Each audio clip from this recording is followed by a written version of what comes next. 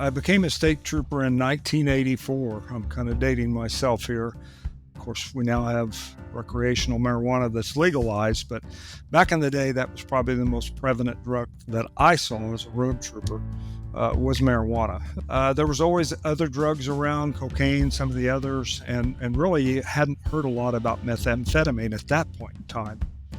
Unknown to me at the time, would become very involved in fighting the meth problem in Missouri into the late 90s and early 2000s.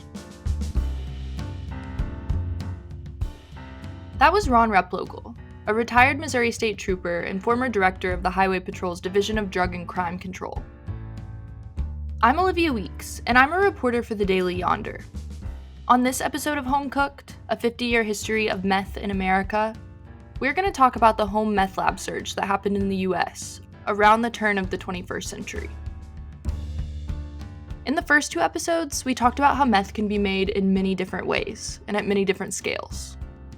Today, we're talking about the period in meth's history that really made it famous as an illicit drug, when all kinds of people learned how to make the stimulant at home. Mom-and-pop labs were especially common throughout the rural Midwest, where there was a lot of demand for meth, but relatively little access to the Mexican-made product that supplied the West Coast. In states like Missouri, where meth production really took off, policing the drug ran officers ragged, and fundamentally changed their jobs. After we hear a little more from Replogle about narcotics policing in this era, we'll hear about its cultural impact, and then from a couple people who were using meth at this time. We'll start the story with Replogle's first meth lab. What were the early signs of the meth problem to come? Well, for Missouri, it was the mom and pop meth labs that started cropping up all across our country. And I was unknowingly involved back in the day when meth very first came out in Missouri. It was a very elaborate production process. Back in 1988, I worked a crash, and unbeknownst to me at the time, it was three people that had been cooking methamphetamine under the old, very elaborate clandestine lab method. They'd been in a very rural area of southwest Missouri and McDonald County, and that's what they liked to do at the time, find those very secluded areas, because it was such a process to cook meth at that time. I didn't know it, that they had meth in a suitcase that they were transporting as I worked the crash. All this came out in later times, but the point with that is, at that time, it was a very elaborate process. You saw very few labs, and when you did find a lab, it was a very large lab and very elaborate with a lot of glassware and chemicals and the different methods that they took to do that.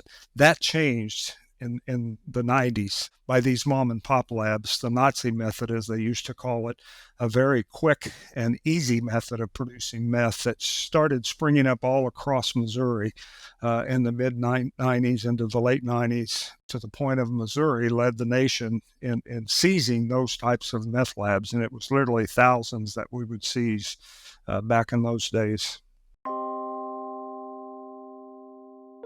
In 2001, Missouri law enforcement seized more than 1,400 meth labs. Law enforcement saw it as a serious crisis that demanded near constant policing. This is partially because home production caused a new set of problems, pretty unrelated to the actual effects of using meth. Back to my conversation with Replogle. I know it's a little bit difficult to track this exactly because you were also sort of rising through the ranks at this time, but how did your job change, or how did the job of a trooper change throughout the 90s? Well, it really changed for our road officers to keep a close eye out for signs of people hauling precursor chemicals, or, anhydrous ammonia became a huge issue for people stealing that. Of course, that was a very dangerous thing to steal and transport. We had some troopers that found some of those things during car stops. I recall sitting through the training myself to look for certain indicators of somebody that might be involved in these mom and pop type meth labs, the chemicals, the odors, what to watch for during a car stop. And we uncovered many labs, even in vehicles, that they were cooking meth in the trunk of a car, or they were hauling, maybe they had just stolen something to help cook meth. So it really changed the job of our narcotics investigators most in that time frame. Mm-hmm. What kind of things could a narcotics officer expect to be investigating prior to the meth lab era? How did that change their role? We did a lot of purchasing of undercover drugs, and we tried to infiltrate organizations, starting out maybe with a low level purchase and working our way up through an organization that was moving drugs into the state of Missouri. And that's basically what they did at the time. That totally changed when we had to start responding to all these mom and pop meth labs. We didn't have time to go out and do the traditional undercover narcotics work that we had done in the past. And I started noticing that when I was a captain. We had money that was earmarked toward purchasing undercover drugs, and we called that buy money that we managed and we tracked very closely, by the way. I started seeing in that time frame that we weren't using a lot of our buy money anymore. We were pretty much doing reactive type work, responding to these mom and pop meth labs. So it really did change the way that we did business back in the day. I wanted to hear about home cooking from the other side. So I asked David Stoker, a former meth user and current recovery counselor in Springfield, Missouri. He never fancied himself a master producer, but there were a number of years when making meth was necessarily a group effort, and a lot of users were involved in the process at low levels. It can be insane. I don't want to get into names or anything like that. Unfortunately, some of the people are dead now. Some of the people are doing fed time. But I will always remember there was this one guy's house that we would go to in Springfield, and literally there was no paranoia. It was being watched. You got pulled over almost every time you left the house and searched. But he had cameras set up all around. He had a house, and then it was attached to a garage. And he would do burns in the garage. And while he was cooking, he would have people watching the cameras. I was there once when it got raided by the Comet Task Force. In fact, I was fortunate enough to have my own door kicked in a couple times by them as well, which is really an uncomfortable feeling when you have people coming in through your doors and windows dressed up like ninjas. And was that when ephedrine or pseudoephedrine was pretty easy to get, or was it when you were popping pills out of blister packs? I mean, we were still popping pills, but I mean, you could go and buy a case of pills. Right. I mean, it wasn't hard to get pills. Anhydrous, it was mostly, most of the burns were either anhydrous or red and black at the time. By red and black here, he's referring to red and black phosphorus, alternative ingredients to anhydrous ammonia. If you don't want to go into this, you don't have to, but I'm just curious about whether you could describe the process of gathering all the materials to cook meth when that was sort of at its peak in your life. I mean, back then it was super easy. I mean, literally there were places where where I'd get a phone call like, "Hey, we just got in some pseudo." So you go there and you just buy a case of cold medicine. Mm-hmm. And I had friends in Southern Illinois whose families grew corn. So it wasn't hard to go down there and get anhydrous for cost, what they were paying for it. And, I mean, you could go into the store and buy as many lithium batteries as you wanted to, and acetones. I mean, everything was super easy to obtain. So I started pulling out before it became harder to get. Mm-hmm. I stayed in my addiction, but I stopped hanging out with people. I just started getting enough for me to use because I got to the point where everybody was going down and I didn't want to go down too. And if I went down, I just wanted to go down for possession, not possession with intent. Replogle says policing that kind of small-scale production presented new problems for law enforcement. It was not really a wide network. It was more people cooking individually for their own addictive habits. They might cook a little bit to sell to make enough money to buy the precursors to cook again, but it wasn't really a criminal network, if you will. So we would take down one lab and another one would pop up. It was simply responding from one to the other to the other. And you might arrest someone for that, but they would be released and be right back out doing it again. I recall a case down in the Boot Hill area of our state when I was the captain over our criminal division at the time that we arrested the same individual like 10 times for cooking meth. He'd be arrested, go in, bond out, come right back out and start it again. Well, he was trying to supply his own habit. So that became very frustrating because you really couldn't shut that down. Mm-hmm. And just so that I'm understanding the implications of that, can you contrast it with a different drug? Like, what would the ideal bust mean for the distribution network of a drug that's not meth? Well, for cocaine, for example, that is mainly produced in South America, other countries, different places. It comes across mainly our southern border, or did at the time. And it was an organization kind of bringing that into the United States, bringing that into Missouri. And as I mentioned earlier, you would start out with undercover drug buys and try to build a case into that organization that might be bringing those drugs in, and to get higher up within that organization to make arrests so that you could shut it down and stop it. And that's what we weren't able to do with these mom and pop meth labs, because there was no organization to it. It was individuals simply cooking meth. And by the way, the other issue of that is the environmental hazards that it was causing for our state. There were rental properties where people were going in and cooking meth that had to be declared unsafe because of meth lab being cooked there. There were kids being injured. When meth was being cooked, and the exposure to the chemicals and things that it took to do that. So the drug endangered children issue became a huge thing for us to deal with also. Just breaking in here to point out that this idealized form of drug policing, where you take down the little guy and then climb up the chain of command until you're imprisoning the cartel boss, hasn't exactly worked out in the case of synthetic drugs. More on that in episode 4. What were the dangers to officers when it came to cleaning up meth labs? Probably the biggest danger was the anhydrous ammonia, which, if inhaled, can damage your lungs.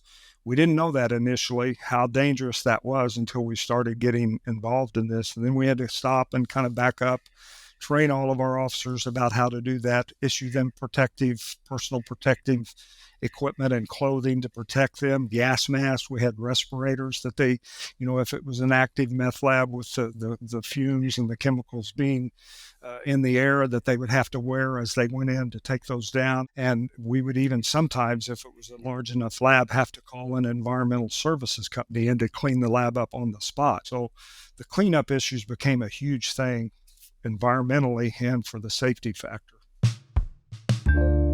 All that public and private property damage, and the fact that cops had to spend so much time dealing with the meth problem, had a profound effect on public ideas about the drug. I spoke about that with anthropologist Will Garriott. When it comes to the attention that domestic meth production got in the early 2000s, it seems like there are a few different sources of fear among the general public. And part of that is the fear of drug users and people who were using meth. Part of it is the fear of the environmental damage done by methamphetamine production. Mm-hmm. And part of it is what some people might call a moral panic. So I'm curious, how do you see the breakdown of those different sources of fear when meth was really getting a lot of national attention?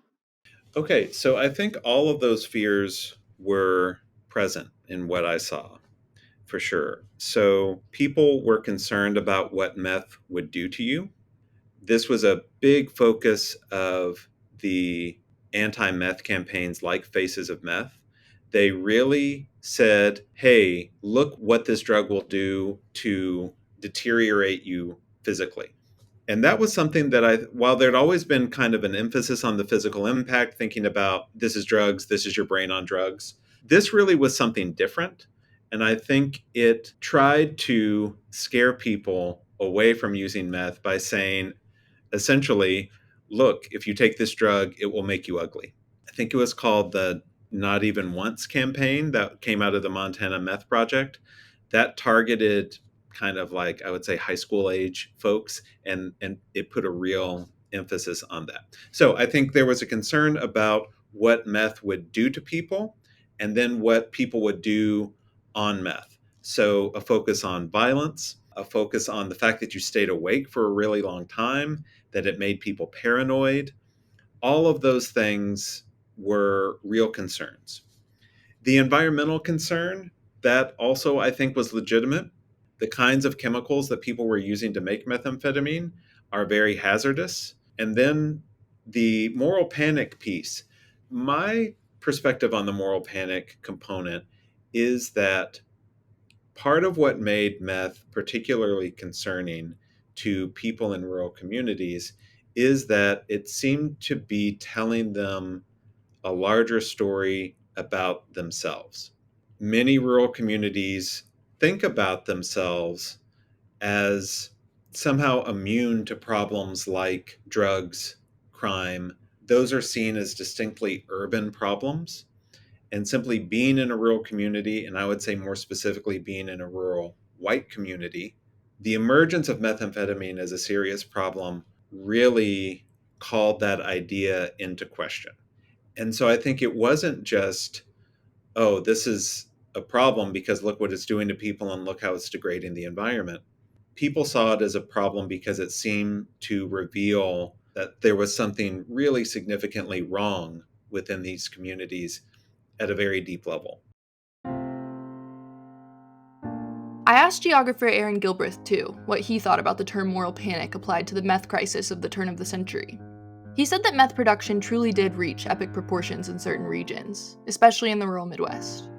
But at the same time, the media was reckless with its use of the word epidemic, and overstated the risk of contagion. Also, I just want to say, in this segment you're going to hear me mention the Combat Meth Act of 2005. That's a piece of federal legislation that regulated pseudoephedrine tablets. You know how if you want to buy the kind of decongestant that actually works, you have to go up to the pharmacy counter and show your ID? That's because the pharmacy has to keep a log of everyone who purchases pseudoephedrine, a key ingredient for home meth cooks. The Combat Meth Act put that whole system into place, and started to put mom and pop labs out of business. Here's Gilbreth. It's just a kind of pockets here and there where it can become a real problem and it can devastate whole communities for sure.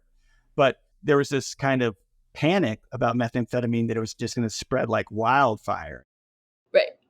Well, and this is skipping ahead, but it seems like today, I don't know, it seems like meth did spread, but not in the, it did spread clearly because there are more users than ever before, and they're in different places, and there's been this sort of eastward march of methamphetamine use.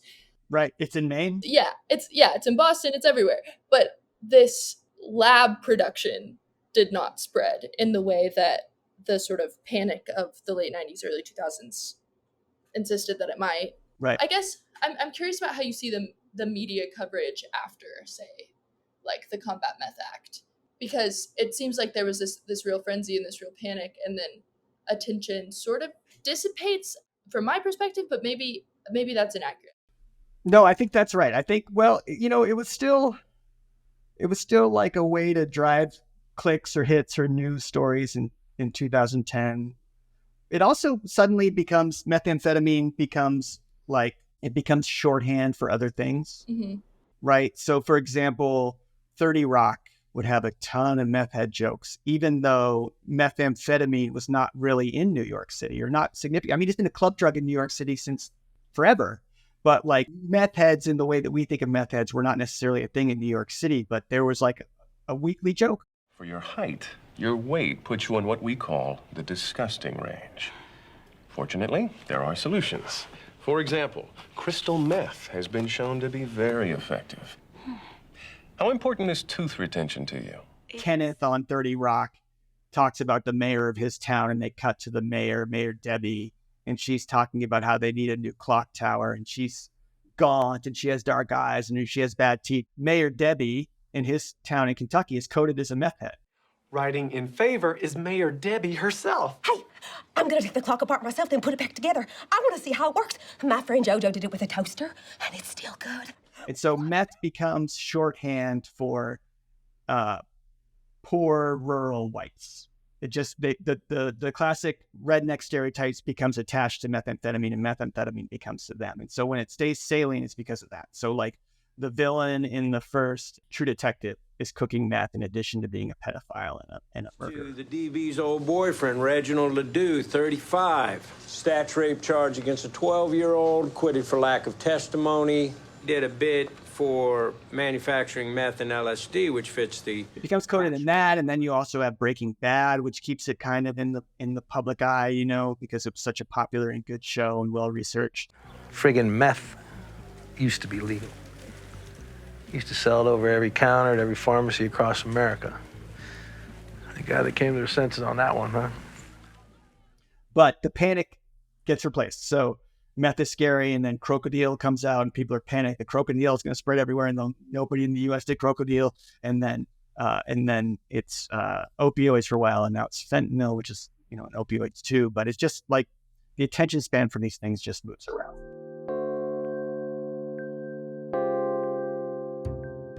In the 2000s, when public attention was still trained on meth, the media successfully scared the shit out of a lot of teens. Like Gilbreth said, TV portrayals and public health campaigns tried to convince kids that trying drugs, and especially trying meth, would cause irreparable damage. It was less successful at encouraging moderation. I talked with Chris Jones, a certified peer support specialist in Arkansas, about experimenting with drugs in the just say no era. I started dabbling with alcohol and marijuana 12, 13, 14 years old. It was probably, I was 16 when meth came into the picture. And so I used meth regularly. And then when I could, some prescriptions, if we could get our hands on them. Meth was pretty easily accessible. I didn't finish school, hurried up, got my GED, got a little part-time job to kind of support the habit. Shortly after I turned 18, I had committed some felonies in Arkansas and Missouri. They were all theft charges that kind of geared back toward getting and using more drugs. And so when I was 18, I went to Varner in state of Arkansas in prison. So I did 5 years at Varner from 2004 to 2009. And so that was the beginning of my using, was a couple of years living with my parents, graduated to prison. Mm-hmm. And still using in prison for the most part? Yeah, it was accessible. It was a thing.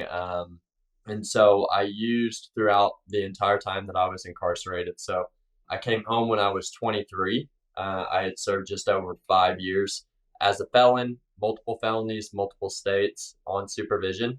I put out zero effort to do the right thing. I'm a child of the 80s and 90s. I'd been taught that once you were a felon, your life was over and you couldn't amount to anything. So I never put any effort forward. And I thought that from what I had seen in the past with other felons and people who had been in trouble, we were basically just, our time not in prison was earning more time in prison. And so that was the behavior I exhibited from 2009 until 2016. Mm-hmm. You're describing that you just kind of started to see it as inevitable? Kind of, yeah. It wasn't, there was no shock factor. There was no, oh no, I don't want to get in trouble. It was, I'm going to stay out as long as I can. The goal was never not get in trouble. The goal was, how long can I stay out before I get in trouble? Mm-hmm. And I think a lot of that I attribute to just the way we were raised in the 80s and 90s. I was taught that it didn't matter what I did. I still had that label of felon. I was also raised up, and it's been very impactful in my life today, with this stupid campaign about an egg in a skillet. And they say, this is your brain. And then they break the egg in the skillet and say, this is your brain on drugs. This is your brain. This is drugs.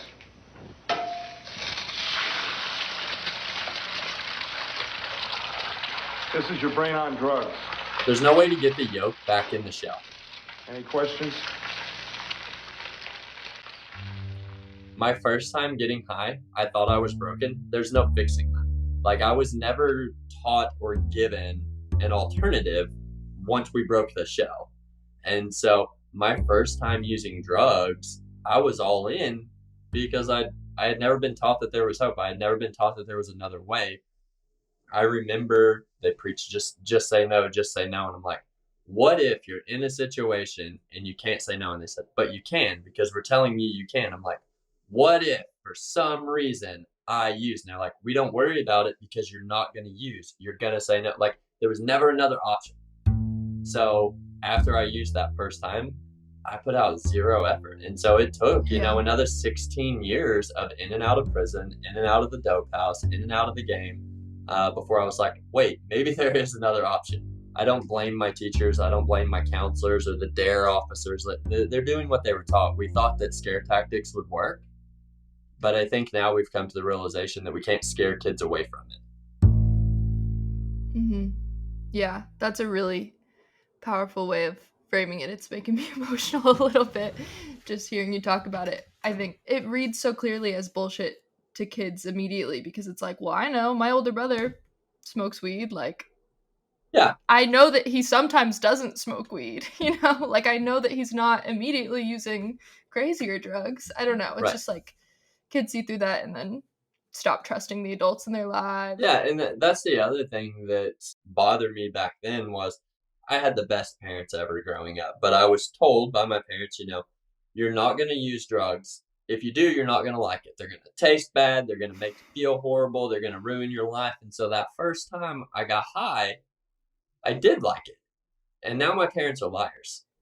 Like, so now that they told me this is a horrible thing that's going to ruin my life, and I'm like, man, I made 3 new friends just by getting high. This is a wonderful thing.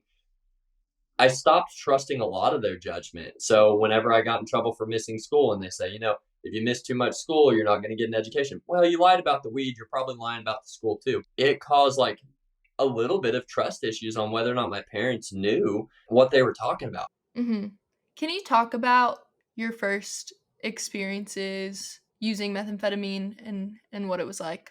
Yeah. So my story is probably similar to a lot of people in Arkansas with meth. My first experience with meth was I enjoyed it. I really didn't know what to do with my time. Back then, manufacturing was a little bit different. So I was definitely staying up for a few days, hiding it from my family. I would say those first few years, it wasn't a daily activity for me, but it was definitely once or twice a week that I was using. That's definitely another example of a way that you can lose trust in adults really fast, is if you've heard forever that if you use methamphetamine one time, you're going to be addicted for life. And yeah, your yolk's going to be cracked. But if you were able to use not daily for a very long time, that's a different experience. And I remember when it changed for me, there was a time where my brother, I had a few friends that their parents were separated. So it was every other weekend we would get to hang out. We would kind of pool our money together because we're going to have fun this weekend. But during the week, we were cool about it. Like, we didn't do it. We didn't have to. And then I had went to prison. And I came home and my brother said, hey, I've got a little bit of money. Pitch in. We'll get an 8-ball and we'll have fun this weekend. And I told him, you don't understand. I'm not built that way. Like, today, I can't just get high on the weekend. Like, today, I get high one time and it doesn't stop until I'm in handcuffs. Did you notice any ways in which, like, the product that you were using over the years changed? Absolutely. Yeah. When there used to be, whatever, the old red phosphorus, meth, dope, anhydrous stuff, we were all chewing on the insides of our lips and staying up for a week at a time and crawling around on the floor. That's what I started out on, was that cooked in a fake lab in a trailer somewhere in the woods. And then it gradually went to the whole shake and bake where we could just get different ingredients over the counter at different stores. We can make it real quick, sometimes driving down the road. It tasted horrible and it smelled funny and it burned and messed up your pipes if that's how you were smoking it. It definitely shifted toward a different type of meth. I think Chris's experiences really encapsulate the way law enforcement and other public institutions were handling the meth problem in the 90s and 2000s. To close out this episode, Will Garriott and I talked about the regulatory changes affecting users like Chris back then, and the beginning of the end of domestic meth lab production. So one of the opportunities, if you will, that domestic meth production presented was the ability to address it through regulation. Garriott says that because a lot of the ingredients in meth were legal, regulatory bodies had a lot of opportunities to impose new limits on their purchase. Those tools were utilized, but always in tension with the manufacturers of those products. And I think the most notorious there would be the manufacturers of ephedrine and pseudoephedrine. Those chemicals are not made in the United States. They're made by a small number of pharmaceutical manufacturers in other parts of the world. From a regulatory standpoint, there is a real opportunity to put in new types of regulations that make it harder for people to access that. There was an effort by the DEA to do that in the 80s, but the pharmaceutical lobby was able to hold a lot of those regulations at bay, definitely the ones that had the sharpest teeth. So, what happens to the domestic methamphetamine manufacturing ecosystem after the Combat Meth Act of 2005? That really marks this point where there starts to be more of a serious crackdown on precursor chemicals that are used to make meth by local producers. That's kind of the highest profile piece of legislation.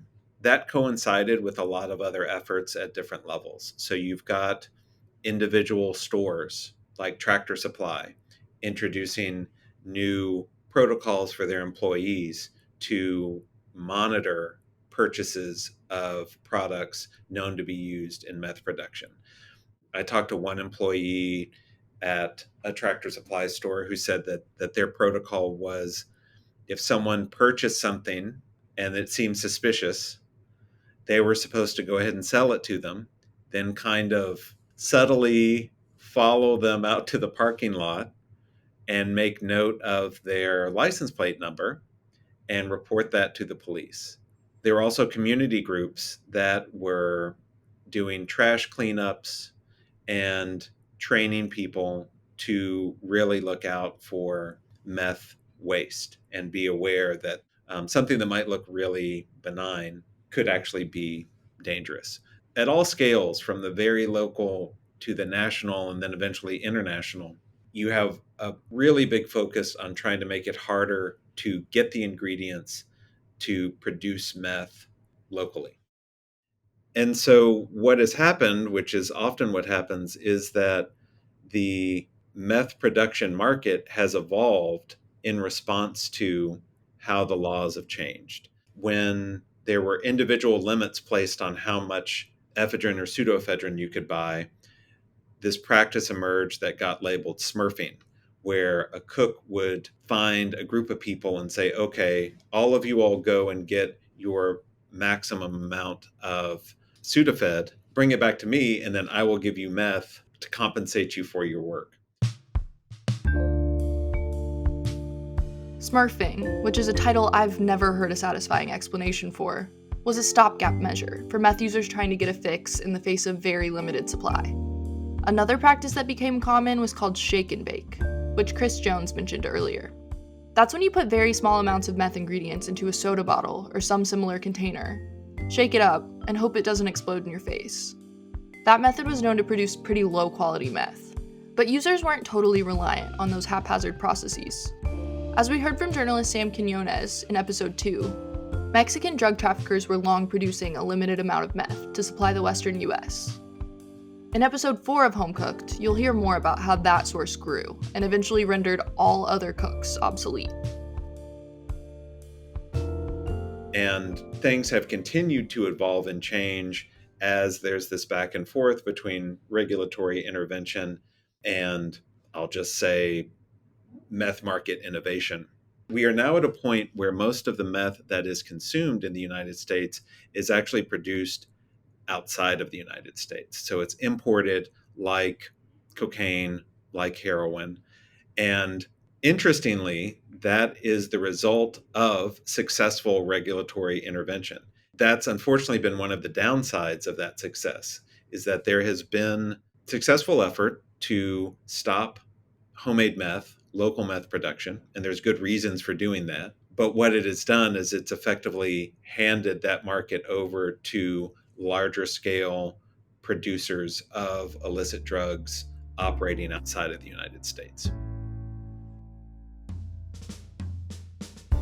From the early days of illicit meth production, it was associated with rural places because cooks needed a lot of space to make the drug. That fact led to a cultural stereotype that took on a life of its own, stigmatizing people who use drugs and people from rural places. But as Gary had just explained, American meth manufacturing was about to disappear. At this point, the idea of the American meth cook has outlived the reality. In episode 4 of Home Cooked, you're going to hear about the force that rendered all the small toxic meth labs discussed in this episode obsolete: high purity meth imported from Mexico. Stay tuned.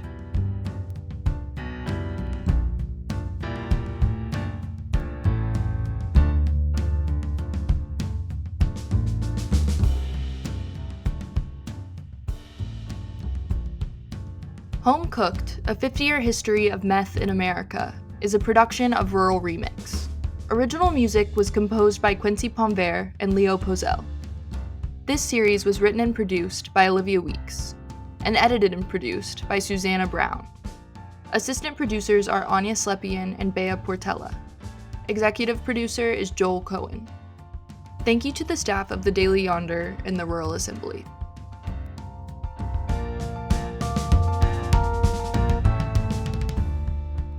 You've been listening to Rural Remix. Check out our feed for more podcasts highlighting deeper, richer stories about life in rural places.